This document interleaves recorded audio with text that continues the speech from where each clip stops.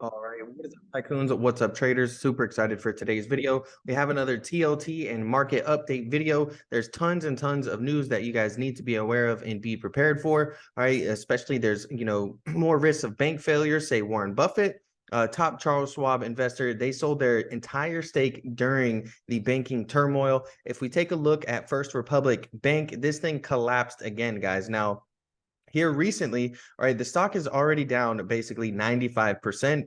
And, if you thought that it couldn't get worse, just today alone, guys, that stock fell 49%. All right. Now, this is First Republic. We're seeing lots and lots of warning signs in the market. So I'm going to go over all of those about halfway through the video. Towards the later half, we're going to dive into TLT specifically and go over the technical analysis that I use, as well as some of the different buy and sell signals that I'm seeing right now, and what signal we have that is about to flash or potentially going to flash here soon. So you're going to want to subscribe to the channel so you guys don't miss any of these videos, and make sure to smash that like button to help it out, and so other people can find the videos as well.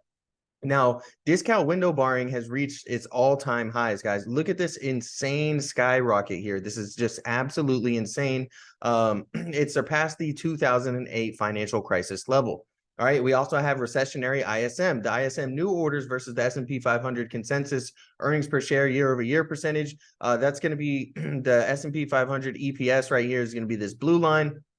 And the dark blue line is the ISM new orders. And you see when this collapses and when this goes down, you see, all right, very shortly afterwards, you see the S&P 500 EPS start to go down as well, right? And that's something that we've seen time and time again. And look at what it's doing. It's below this zero mark right here, okay?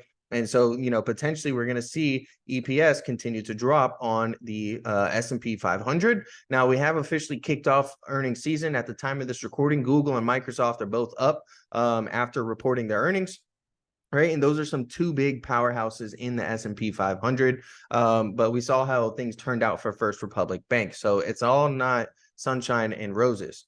Now, and when it comes to a change in credit availability, all right, it is somewhat harder and much harder. Okay, that's what these two color codes mean. The yellowish one is somewhat harder and the blue is much harder. And you can see that this is pretty much just increased, all right, steadily since, the later half of 2022 and 2023. Both of those are just on an incline. So credit availability is getting harder to get. And it's basically, harder to obtain credit than it was a year ago.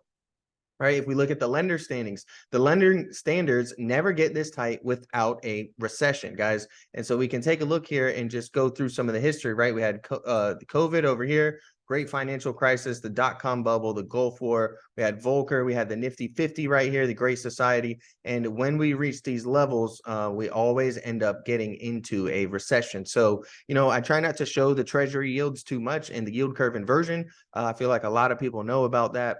A lot of people speak on that, but the yield curves are inverted as well. And when the yield curve uninverts, that's typically when we see a recession after the yield curve uninverts.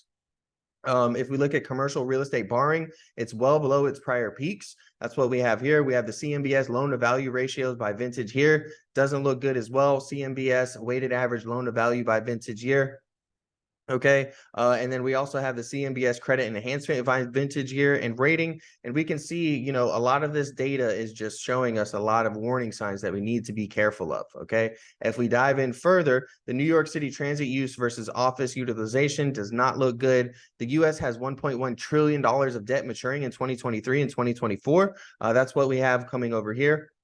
And a lot of this debt is in commercial real estate, and commercial mortgage maturities. And, a lot of, companies and banks and things like this, they're going to have to structure their commercial real estate debt that they have. And, right now what we're seeing is lower real estate prices and also higher interest rates. So a lot of people are scared about that. A lot of people are talking about that. If you look at the office stress measures by market as well here, we have Austin, Texas, Chicago, Dallas, Houston, Los Angeles, New York, Philly, San Francisco, DC. All right, underutilized space is going to be this red category right here. All right, and things are not looking good, guys. Underutilized space. So it's being underutilized right now. And then we have essentially what we have okay, is what I mentioned about the commercial real estate having to be restructured. Okay, that a lot of loans and mortgages are coming to their maturity levels. If you take a look right here, 2023 and 2024, there's a very large amount.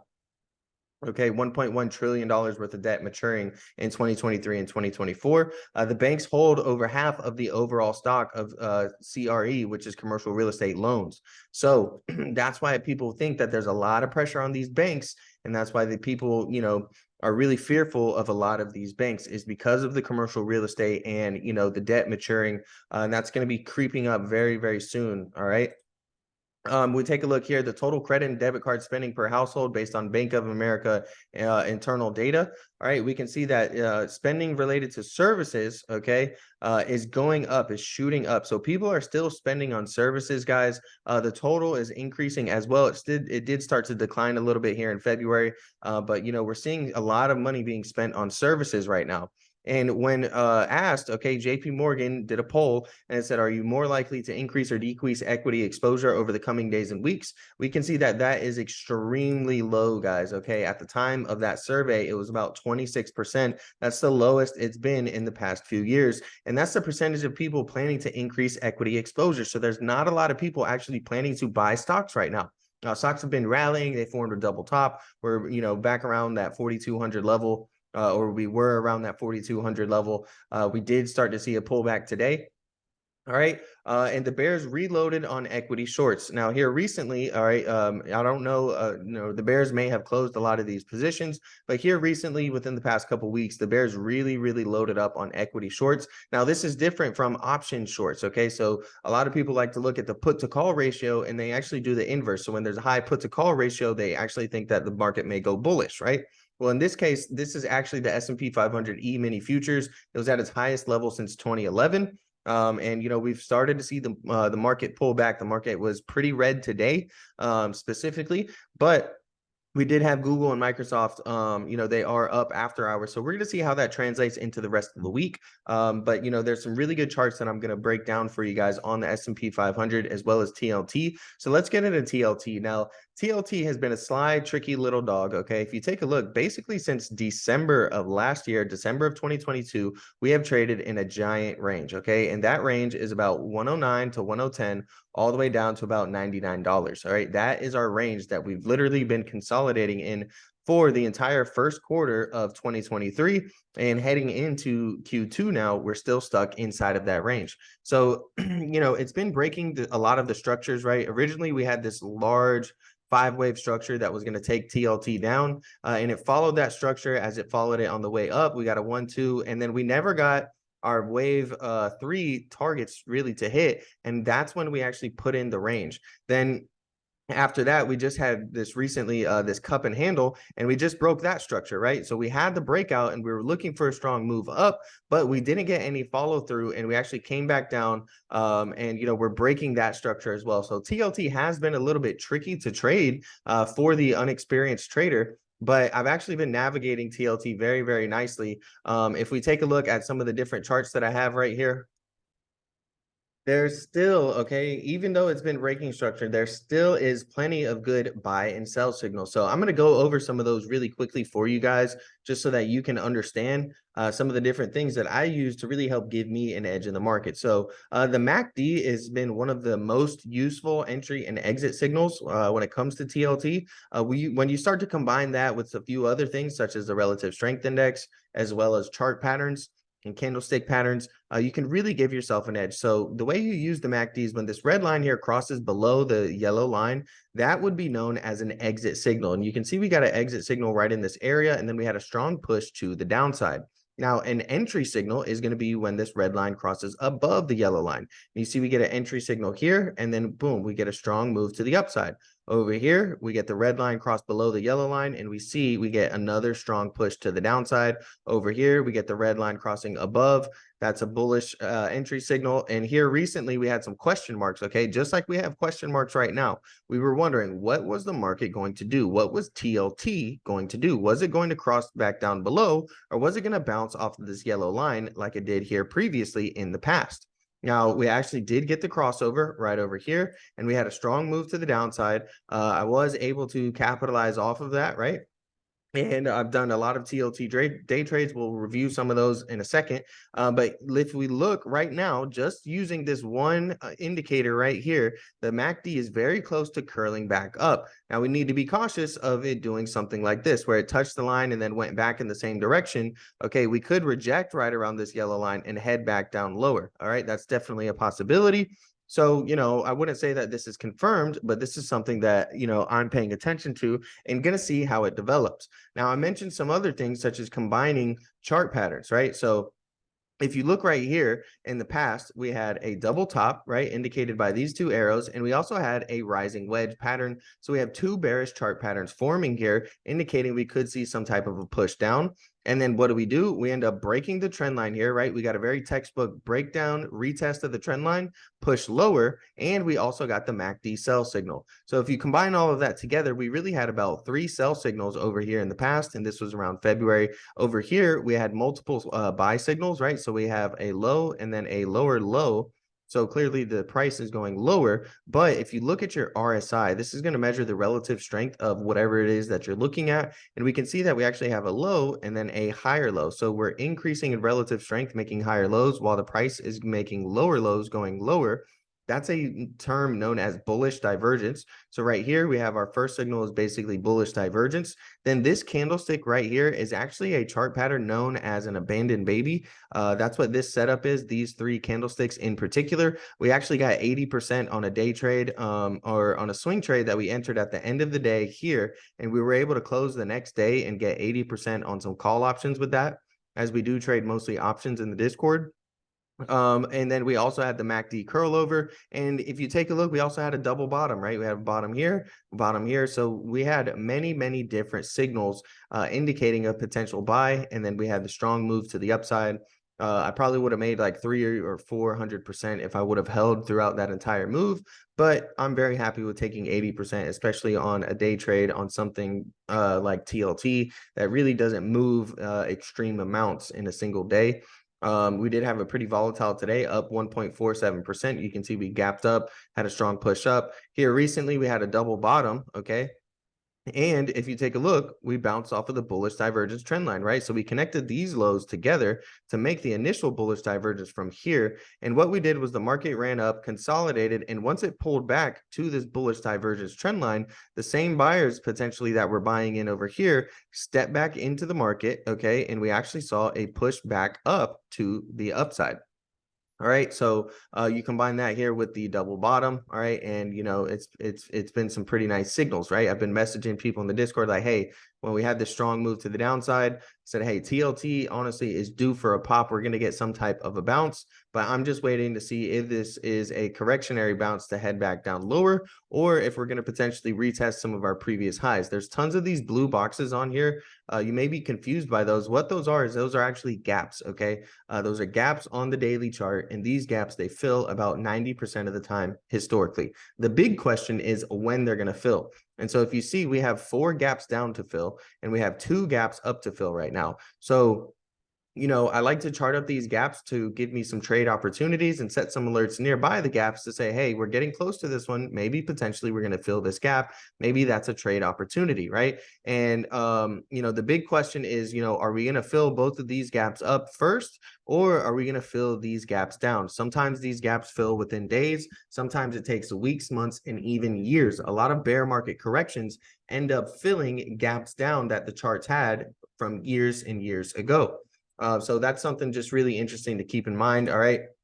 That's what I'm looking at on TLT. If you look at some of the TLT day trades we've done in the Discord, right? Today, we got 20% on one of them, or roughly 20%. We got about 7.8%. These are day trades, right? So, you're not always going to be able to get 100%, 80%. These are some day trades over here. I got 42% on TLT. And you can see, I basically post the entry, what strike I'm getting at, what price I get in at, and I close it, and I've been trading TLT a lot more recently as the market's been a little bit difficult to understand when it comes to the equity market and predicting moves. And TLT is really just my bread and butter and follows technical analysis a lot more, especially on the intraday, time frames and things like that. So if you guys want to be a part of the Discord, you can use the link in the description below. If you use code ZACHLY2, that's all lowercase, okay, guys, no capital, ZACHLY, the number 2.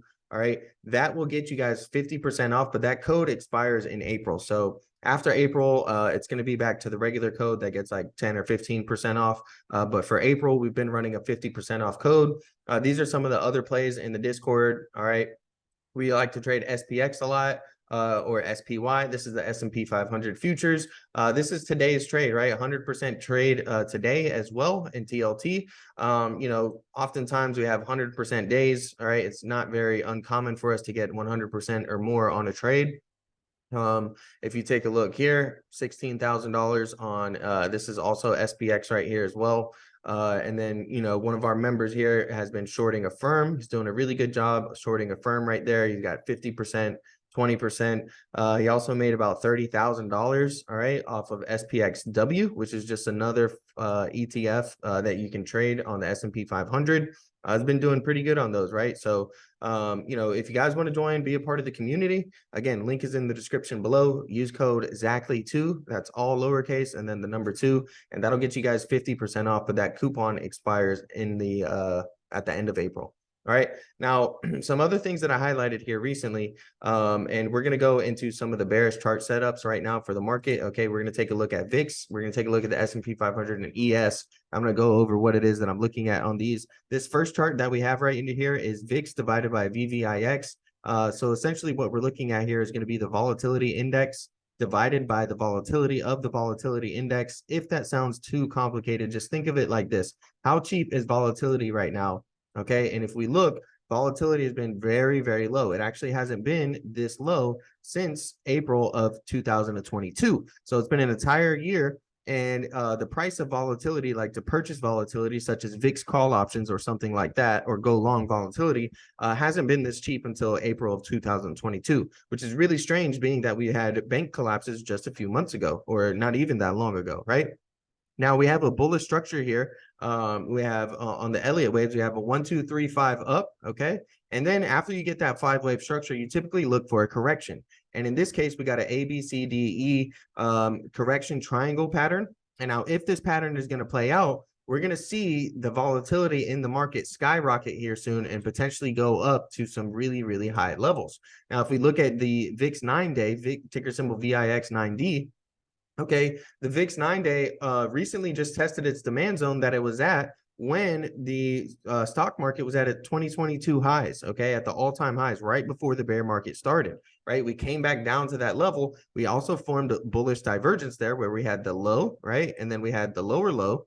Okay, so we see that, we're making lower lows, but again, on our relative strength index, we're making a low and a higher low, and boom, we saw a huge skyrocket in the VIX 9-day. This thing went from like $13 all the way up past $20, really since the last time that I started tracking this and put this out in a video. We also got the MACD curling back up above. Now, if this is going to turn into a long signal on the VIX 9-day, we're going to see lots more extreme volatility over the next 9 days in the market.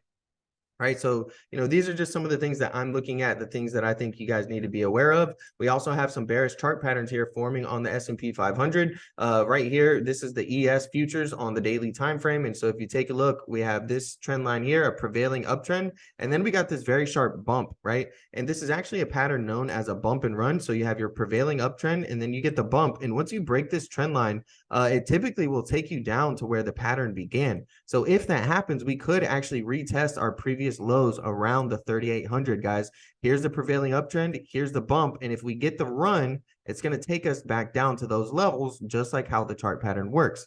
Now, no pattern is guaranteed, but these are just some of the things that we're looking at. Now, on top of that, we also had bearish divergence. So I've covered bullish divergence a couple times where, if you take a look, we have a high here and we have a lower high and a lower high, right? And here we really just have this range of equal highs. So the market stayed flat. Meanwhile, it's losing relative strength, right? Over here, we're seeing the same thing. We have a high, higher high, And meanwhile, we have a high and we have a lower high. So we have this bearish divergence forming in the market. So, these are just really honestly the main things that I've been looking at when it comes to the stock market, and really not wanting to, go super long. I recently just did a 50K portfolio update video.